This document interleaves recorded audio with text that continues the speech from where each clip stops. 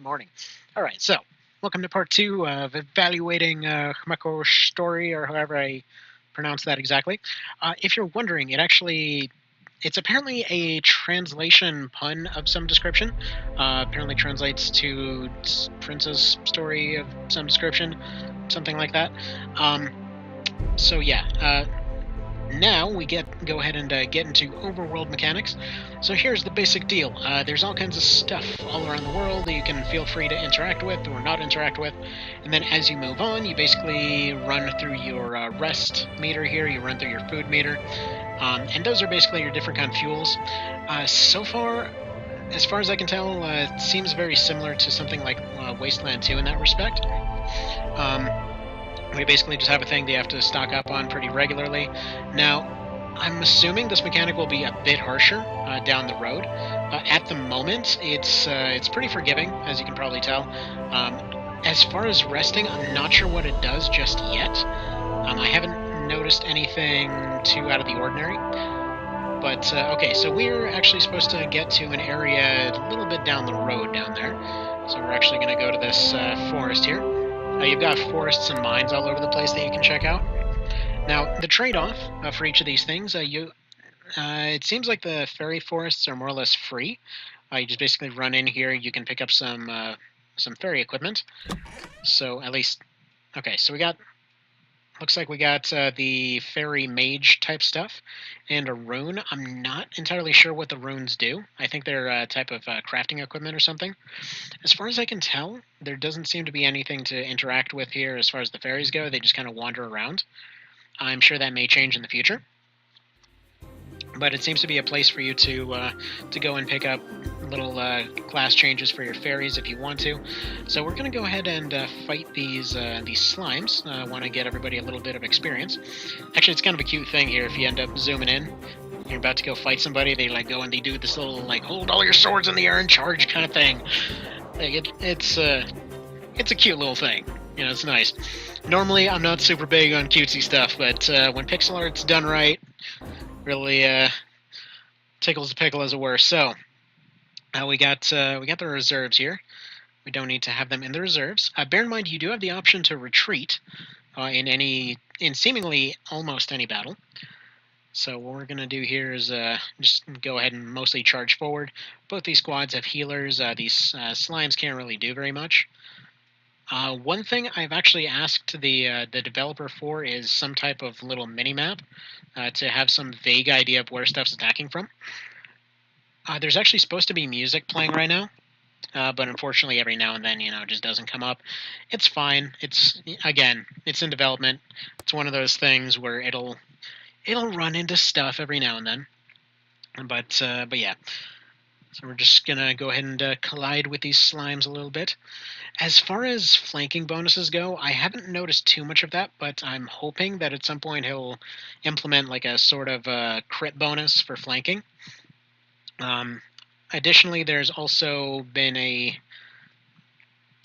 possible discussion of of basically just merging together defeated squads, as it were. I'm hoping that'll be possible.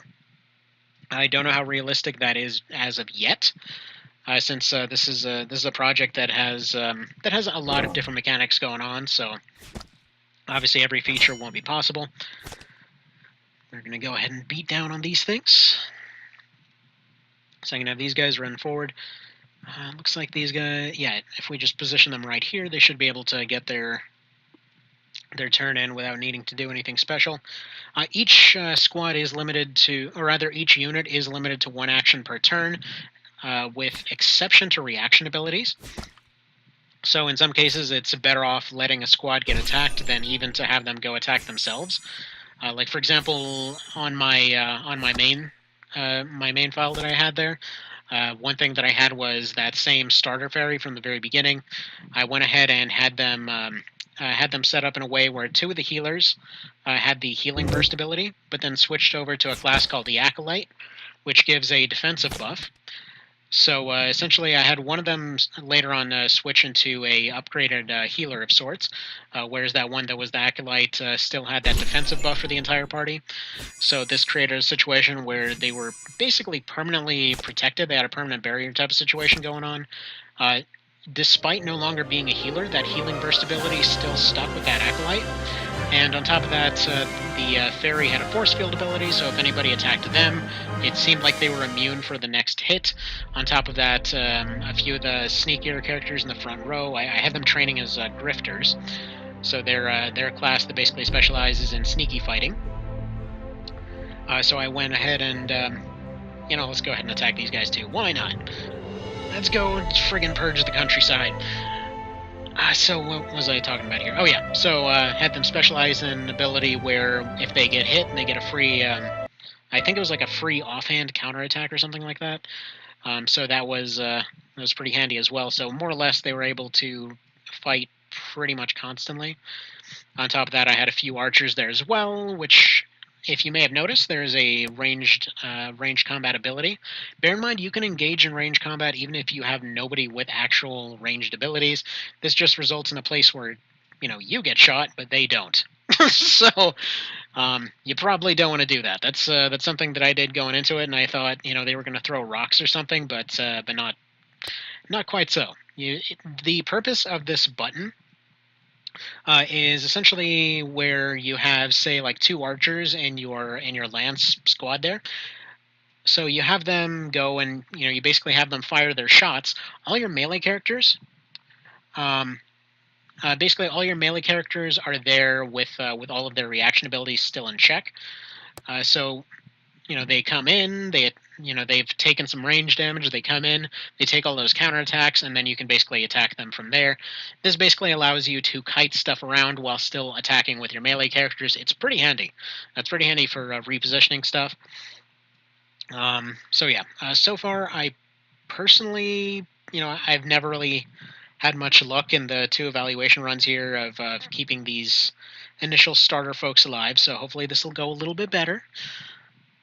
Such is life, such is life. So, alright. Got the other guys coming in, and yes, Chicky over here does show up in battle completely butt naked. So, again, little details, you gotta appreciate the little stuff.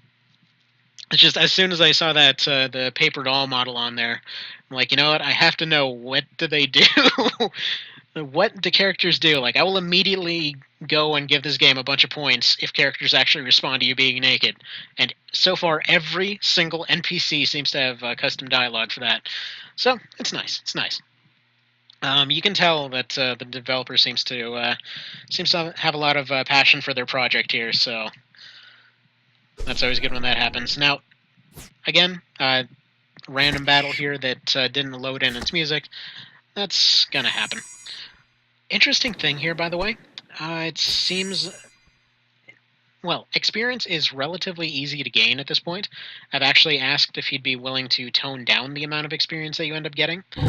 Because although it does make it very easy to train up new units after your guys are lost, it also kind of makes it to where if you have a squad that has missed every single hit, like, for example, if you give somebody a weapon that has almost no accuracy, and then you give them a couple healers, you can essentially just sit there gaining infinite XP if that's your sort of thing. Now, as far as the AI goes, I think they automatically always attack the nearest unit. They haven't gotten super advanced yet, and it looks like we're about to take our first casualty. Okay, maybe not. Maybe not. I think what I... No, just don't hit Jamal. Okay, that's fine. That's perfectly fine. I want the healers to act. Okay, so they took a few little short bow shots. I'm actually going to have these attack first. I'm going to have them cripple this squad as much as they can. These little gremlin guys aren't terribly strong, so they should be able to do a pretty good number on them. So good. They're wounded. They don't have any counterattacks left, and now the healers should be able to fix up their guys. They also talk about druids a whole lot, so I'm assuming they will have a healer unit at some point. But for now, they just have these like little skirmisher guys. So I haven't seen any druids yet. Hopefully they will get healers, like I said. There's a very real possibility that we're about to lose some dudes. He's seen worse, he says, getting the absolute Christ beat out of him. He's probably about to die. Yeah, there we go. He did. First guy died. Sorry, lady in the tavern that's always talking about how you're totally going to get your friends back. You're probably not getting these back. Yeah, and he's dead. So they all have different dialogue, by the way. You may have noticed. So they're all going to have different dialogues over the course of this whole thing. They've got different dialogues for sometimes when you're deploying them, sometimes when you're just putting them into different spots, sometimes for different equipment, I believe. Yumi in particular here seems very talkative.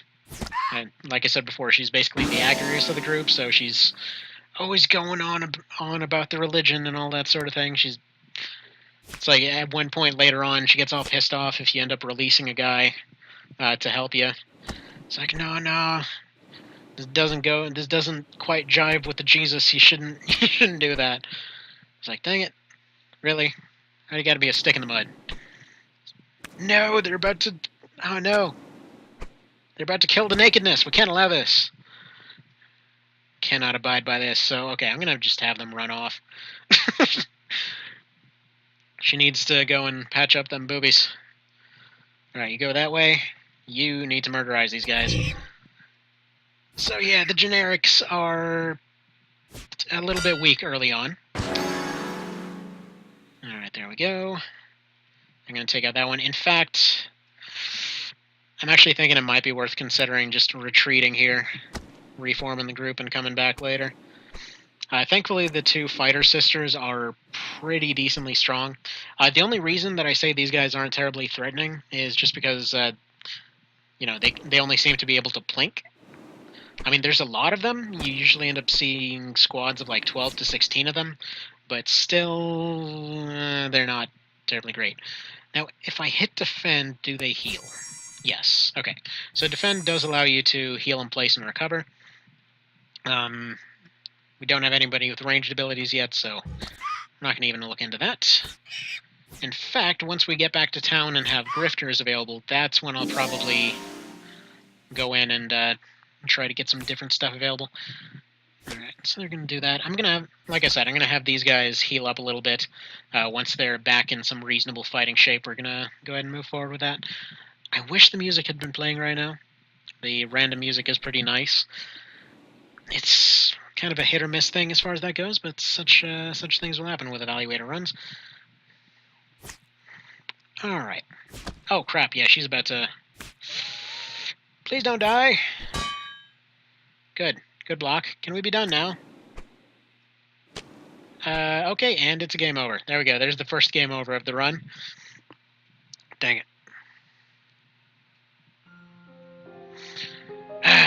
First game over.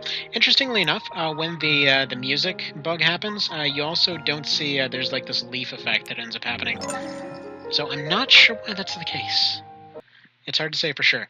So I think what we're going to do instead, rather than taking on endless droves of those guys, I should probably end up putting... Yeah, I should see if anybody's gotten any upgraded leadership abilities. So as your leadership ability goes up, that's when you gain access to just more guys in your squad. So that's how you wind up with your squads of 10 and all that. That's one of the skills you can directly upgrade. And I believe you get 1 extra point per level up. So it saved right before that battle. The autosave is pretty handy as far as that's concerned. We're not showing up on the overworld right now. That's another little visual buggy type of dealie. Anyway, so we're going to toss in another one of them suckers in here.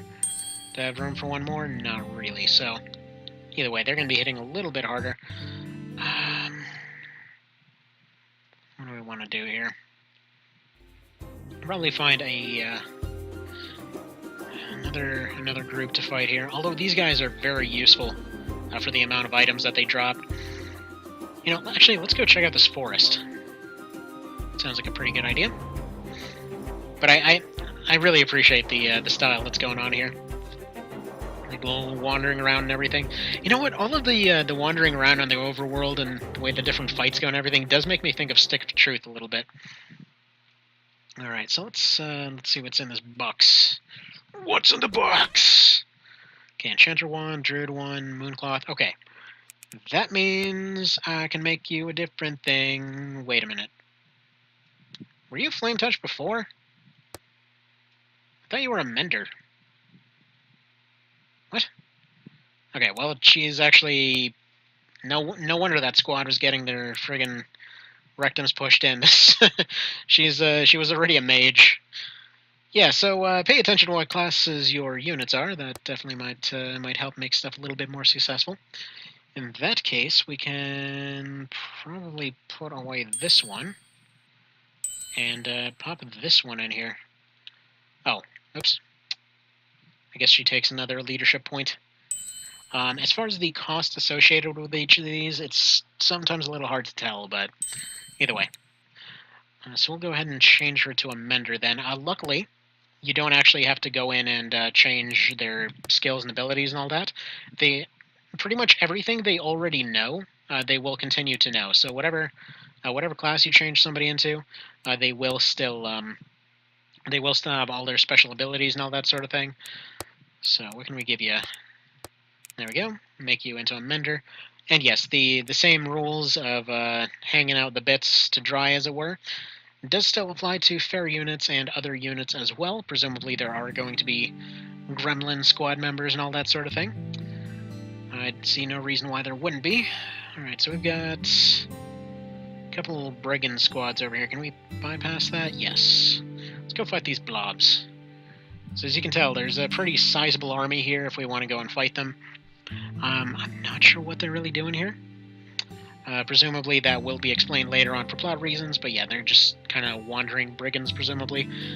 The group that we're actually sent in to go fight is kind of up there as far as numbers, too. So we're given...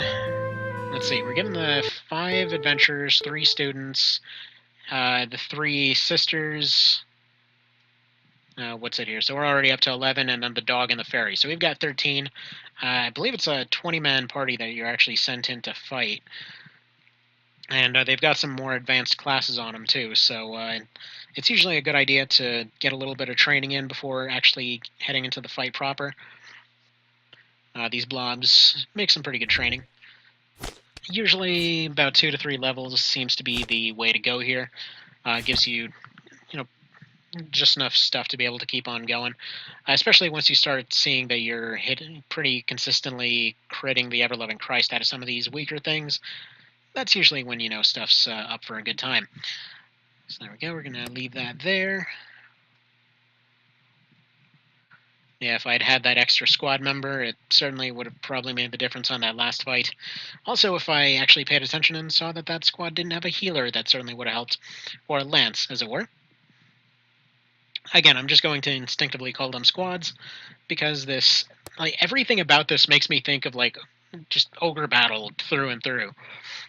I mean, it's not real time or anything, it's turn-based, but this is really, it's really making me think of just, kind of a weird medium of Ogre Battle and Knight of Lotus, as it were.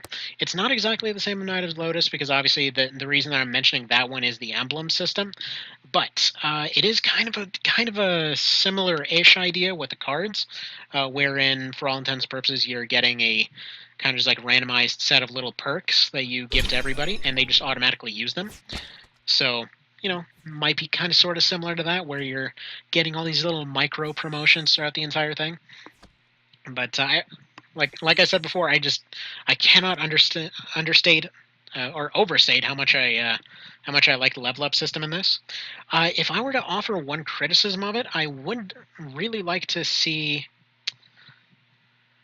I would really like to see something along the lines of maybe a few more in there, where there's maybe a few more options, like where it wouldn't max out once you got to level 5. Oh crap! Well, I don't know how that... Oh, right. Okay, so some units, specifically like rogues and wolves and stuff like that, they're actually able to attack your back row from your front row. So presumably one of those sneakier characters was there in that particular group. Unfortunately, they killed off our booby mascot. Sad things happen, We're just going to have that main character run around naked again. What can you do? They just basically... They forced my hand on that one. They forced my hand. We have to have, we've got to have a naked mascot. There's no way we're going to win any kind of wars otherwise. It's the only way to do it. Actually, funnily enough, I thought that there was possibly a pun on the old Berserker kind of thing. If you've never heard that story, there's kind of this funny misunderstanding that happened from kind of from Danish to English, wherein you may have seen the stereotype of the naked berserker, as it were. And berserkers were not actually naked psychopaths. They were basically champions for old kings. I always like to refer to it as Varangian times, but basically like old timey kings in the Viking ages and all that sort of thing. And yeah, they occasionally were given bearskins. So, long story short, there was a mistranslation because apparently bear and bear also sounded the same in their language, which just resulted in a case where, they're like, oh, they wore bearskins. No, you mean they were bear-skinned? Yeah. History's a funny thing. But anyway, so I just found out I have to get going here, so, we got a bunch of slimes, presumably that's good for crafting stuff. Anyway, so I found out I have to get going here, so, we're gonna go ahead and leave it there. And yeah, I will see you next time for more evaluation of this Himeko Sutori. I don't know how to pronounce it, but either way, loving this thing. So hopefully you like it too. Take care.